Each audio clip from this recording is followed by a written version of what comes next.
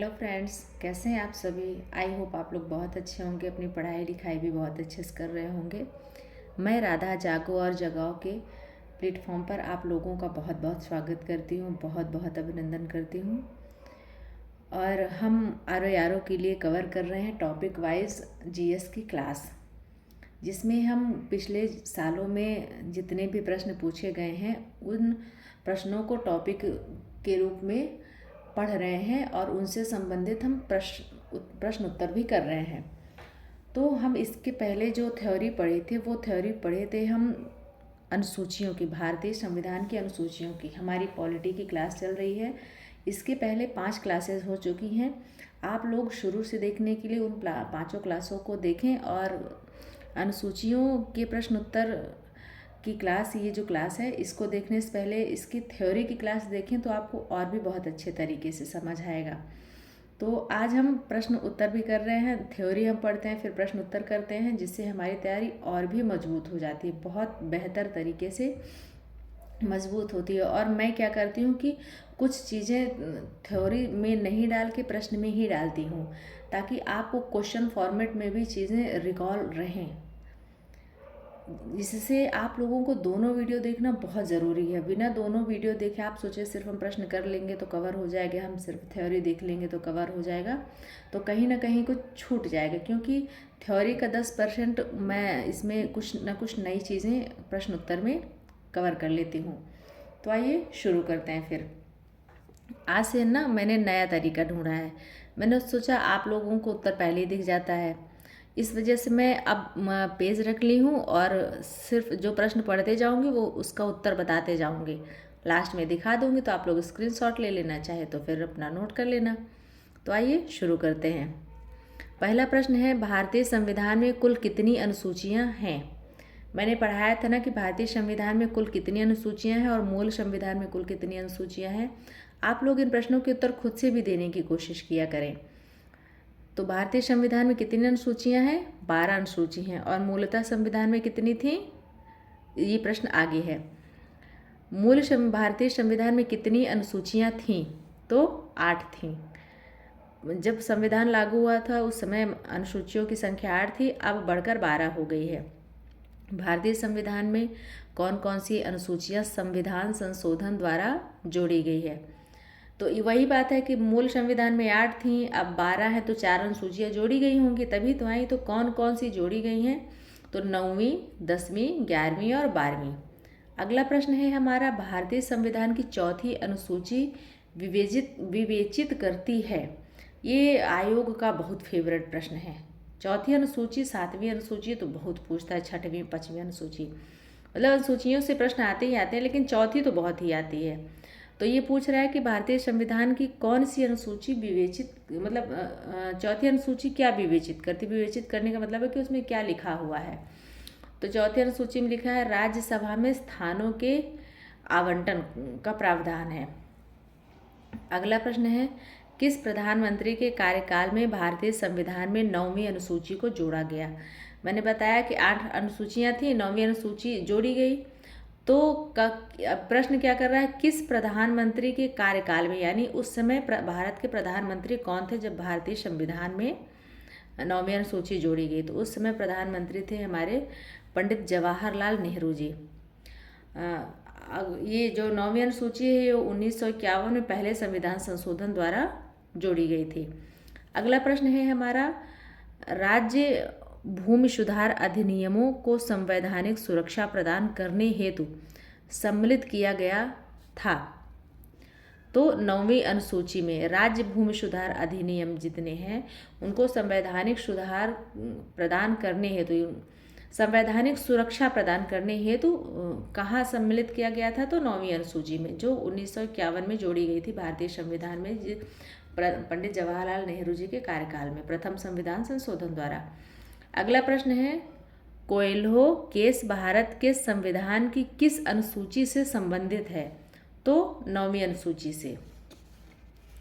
अगला प्रश्न है, भारतीय संविधान की किस अनुसूची में 3 विधायी सूचियों का प्रावधान है?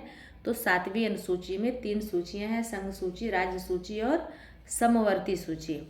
भारत के संविधान के अंतर्गत आर्थिक योजना का विषय है समवर्ती सूची में। अच्छा, प्रश्न का ना अब एक नया ट्रेंड मतलब निकाल रहा है। पहले तो 7वीं अनुसूची से मोटा मोटी प्रश्न पूछ लेता था, अब क्या होता है ना कि कौन सा विषय समवर्ती सूची में, कौन सा संघ सूची में है, कौन सा राज्य सूची, मतलब विषय दे देगा, आप ये बताइए कि वो 7वीं अनुसूची की किस सूची में है, संघ, राज्य या समवर्ती। अगला प्रश्न है भारत के संविधान के अंतर्गत, अच्छा ये तो पढ़ लिए हम। अगला है जानवरों के प्रति क्रूरता की रोकथाम को भारतीय संविधान की किस सूची में रखा गया है, तो 7वीं अनुसूची के समवर्ती सूची में। अगला प्रश्न है शिक्षा जो प्रारंभ में राज्य सूची का विषय था उसे समवर्ती सूची में कब स्थानांतरित किया गया है। जो शिक्षा है ना वो पहले राज्य सूची का विषय था, अब वह उसका है समवर्ती सूची का है, तो इसको समवर्ती सूची में डाला गया है 42वें संविधान संशोधन 1976 द्वारा। जो वन है वह भी राज्य सूची का विषय था, इसे भी समवर्ती सूची में डाला गया है 42वें संविधान संशोधन 1976 में। अगला प्रश्न है पंचायती राज विषय भारतीय संविधान के किस सूची में सम्मिलित है, तो राज्य सूची में। जो पंचायती राज है ना वो विषय राज्य सूची में सम्मिलित है। आई होप आप लोगों को दिख रहा होगा बहुत अच्छे से। जिनको नोट करना है वो नोट कर लें, जिनको स्क्रीनशॉट लेना है वो स्क्रीनशॉट ले लें।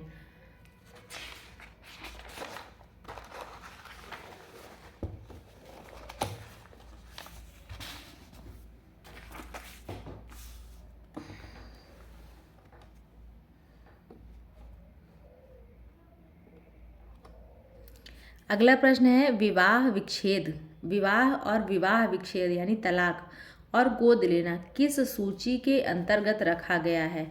देखिए यहाँ पर इनको ना आप अलग अलग समझिएगा। विवाह यानी शादी, मैरिज, और विवाह विच्छेद दोनों, विवाह विच्छेद यानी तलाक यानी जिसको इंग्लिश में आप डाइवोर्स कहते हैं, और गोद लेना, ये 3 बातें हैं यहाँ पर किस सूची के अंतर्गत रखा गया है, तो यह है अनुसूची 7 की तीसरी सूची समवर्ती सूची में। अगला प्रश्न है भारतीय संविधान की किस अनुसूची में दल बदल विरोधी कानून को रखा गया है।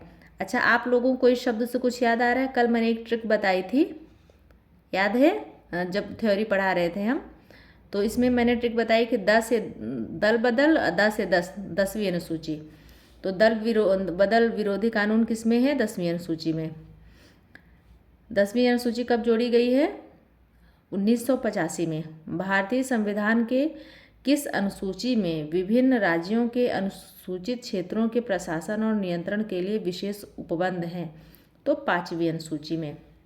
भारतीय संविधान में 5वीं अनुसूची और 6ठी अनुसूची के उपबंध किस लिए हैं? देखिए ये सब आए हुए प्रश्न हैं, ऐसे वैसे प्रश्न नहीं है। ऐसे प्रश्न बनते दोनों अनुसूचियों को मिला दिया है और पूछ रहा है कि इसमें क्या डाला गया, यानी किससे संबंधित अनुबंध हैं, तो यह अनुसूचित जनजातियों के हितों के संरक्षण के लिए। अगला प्रश्न है भारतीय संविधान की अनुसूची 6 में कौन कौन राज्य सम्मिलित हैं। ये प्रश्न तो आप कहीं ना कहीं मतलब आपको अनुसूची से एक प्रश्न तो आना ही आना है, और ये 6वीं अनुसूची भी बहुत बार पूछी जाती है, आयोग की फेवरेट है। असम, त्रिपुरा, मेघालय, मिजोरम। अच्छा, इसके लिए मैं एक ट्रिक बनाई हूँ, ATM 2।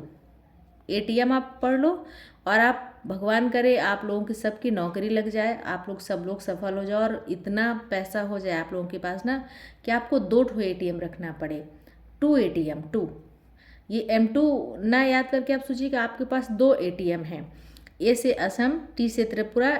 M2 जब हो जाएगा तो एक M से हो जाएगा मेघालय, एक M से हो जाएगा मिजोरम।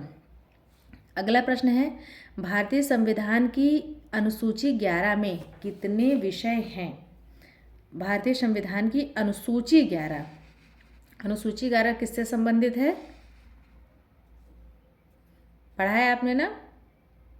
रिकॉल करिए, याद करिए ज़रा, किससे संबंधित है।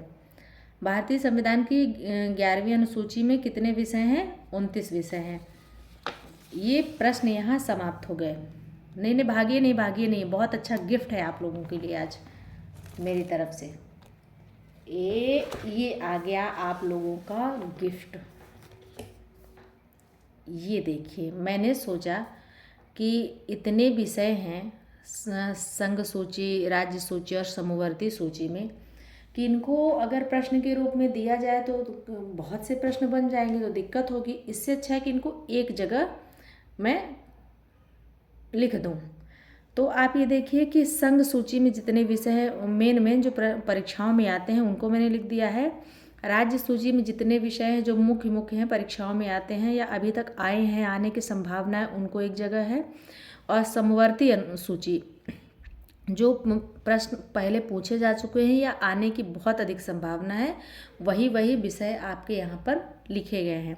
तो पहले हम क्या पढ़ लेते हैं, संघ सूची वाला। संघ सूची में पहला विषय क्या है, प्रतिरक्षा, विदेशी मामले, नागरिकता यानी सिटीजनशिप, संचार, परमाणु ऊर्जा, एटॉमिक एनर्जी, युद्ध और शांति, खनिज, बीमा, LIC वगैरह, प्रत्यार्पण, शेयर बाजार, शेयर मार्केट जिसको कहते हैं हम, संधि और करार जिसको ट्रीटी कहते हैं, ट्रीटी, रेलवे, डाक व तार, समुद्री व हवाई मार्ग यानी जो वो है समुद्री मार्ग और हवाई मार्ग दोनों संघ सूची का विषय है। बंदरगाह जिसको आप क्या कहते हैं, बंदरगाह को बंदरगाह ही कहते हैं। अगला है बैंक, विदेशी व्यापार, विदेशी ऋण, विदेशी व्यापार भी है और विदेशी ऋण भी है। जनगणना जिसको हम कहते हैं, शायद जनगणना ही कहते हैं, अंग्रेजी में उसको हम सेंसस कहते हैं। डाकघर, बचत बैंक, ये अलग अलग है, ये दोनों हैं। स्टॉक एक्सचेंज, मुद्रा जिसको करेंसी कहा जाता है अंग्रेजी में, रिजर्व बैंक यानी RBI, आयकर, कृषि से भिन्न, सीमा शुल्क व निर्यात शुल्क, सीमा शुल्क व निर्यात शुल्क, निगम कर, सेवा कर, लॉटरी, अवशिष्ट विषय आदि। लॉटरी भाई संघ सूची का विषय है, गलती से राज्य सूची में मत रख दीजिएगा। अगला है राज्य सूची। राज्य सूची में है लोक व्यवस्था, पुलिस, रेल व ग्राम पुलिस सहित, पुलिस भी राज्य सूची में है, रेल और ग्राम पुलिस सहित। कारागार यानी जिसको जेल कहते हैं, भूमि जिसको जमीन कहते हैं, स्थानीय स्वशासन, प्रादेशिक लोक सेवा, लोक स्वास्थ्य, बाजार एवं मेले। अब महाकुंभ वाला मेला आ रहा है ना, तो समझ लीजिएगा राज्य सूची का विषय है ये।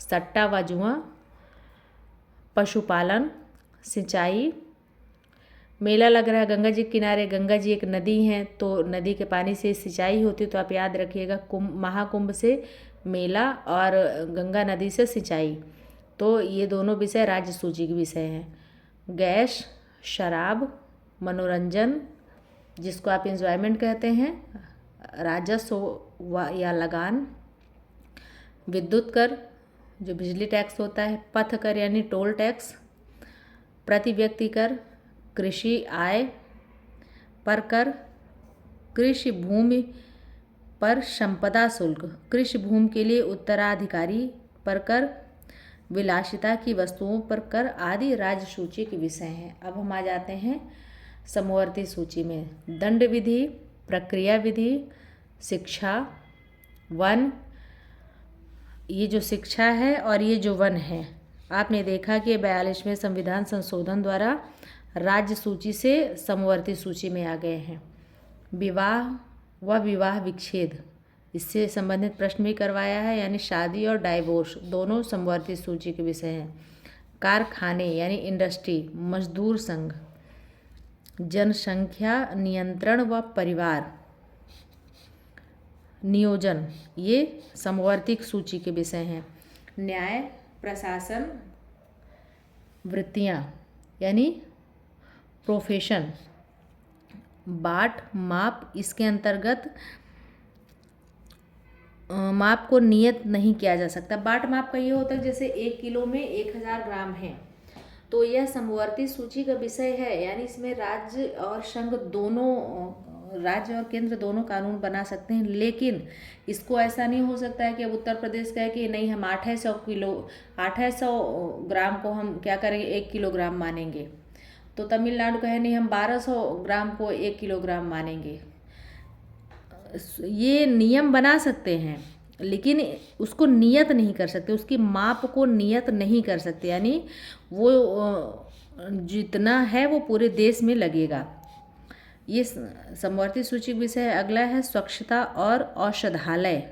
औषधालय का मतलब है आपका मेडिकल स्टोर जिसको कहते हैं, जहाँ दवाई उवाई दी जाती है। औद्योगिक विवाद या इंडस्ट्रियल जो केस होते हैं वो। उत्तराधिकार। विद्युत यानी बिजली। कीमत नियंत्रण यानी महंगाई जो बहुत बढ़ गई है उस पर कैसे नियंत्रण पाया जाए, उसको क्या कहते हैं आप समवर्ती सूची के विषय। जैसे पेन 5 की जगह 10 का मिल रहा है तो उस पर उसकी 5 रुपये जो कीमत बढ़ गई ना, उस पर नियंत्रण समवर्ती सूची का विषय। अगला है खाद्य पदार्थों का और अन्य पदार्थों का अपमिश्रण। भाई साहब इस समय इतना अधिक फूड में मिलावट हो रही है, इतना अधिक मिलावट हो रही है कि पूछे ही मत।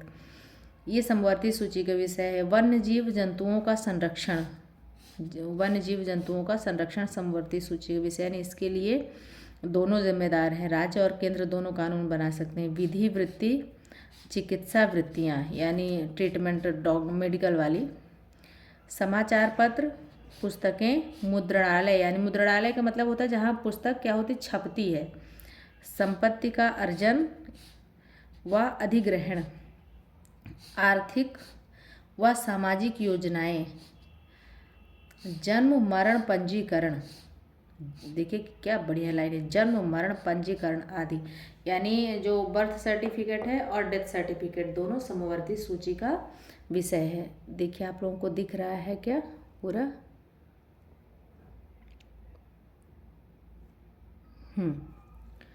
तो यहाँ पर हमारी क्लास समाप्त होती है। आप लोग अगर सुनना चाहें तो मैं 2 मिनट बाद भी कर लूँ थोड़ा सा।